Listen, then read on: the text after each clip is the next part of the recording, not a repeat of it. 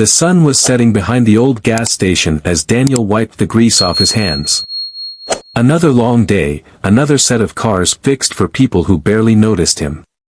But that never bothered him, he loved his work. It was honest, and in a world full of shortcuts, honesty was his only wealth. Just as he was about to close shop, an expensive car sputtered to a stop outside. The woman behind the wheel looked frustrated as she stepped out.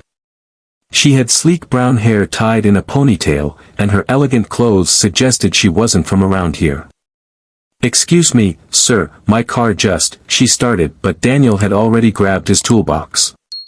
"Don't worry, ma'am.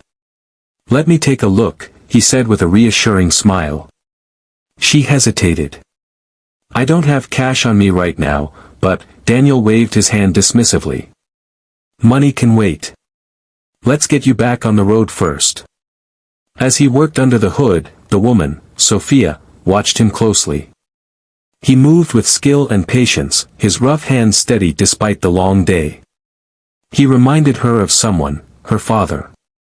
He had been a mechanic too before life had taken a turn, leaving her alone to fight her way up. The memory made her heart ache. She had seen mechanics who overcharged customers, but this man. He wasn't even asking for payment. After about an hour, Daniel straightened up, wiping sweat from his brow.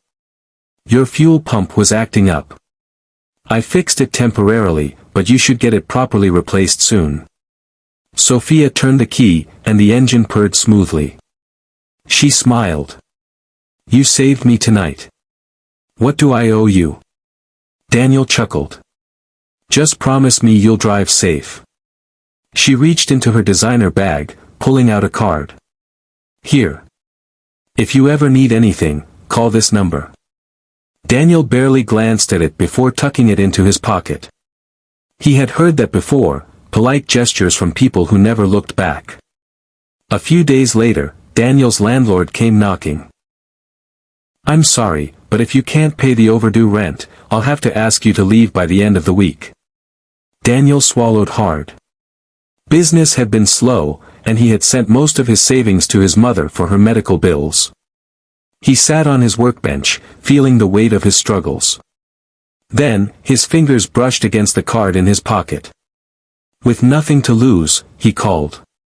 A smooth voice answered. "Daniel, I was waiting for your call." It was Sophia. That evening, a black luxury car pulled up at his shop. When Sophia stepped out, she wasn't just the woman with the broken car, she was the CEO of a major auto parts company. "You helped me when you didn't have to," she said, placing a contract on the counter. "I want to help you now. How about you become the official mechanic for our company fleet?" Daniel blinked, speechless. "No charity," she added, smiling. "Just the right opportunity for the right person." Tears welled in his eyes, but he only nodded, gripping the contract like it was a lifeline. That night, Daniel didn't just fix cars, he fixed his future. And all it took was kindness.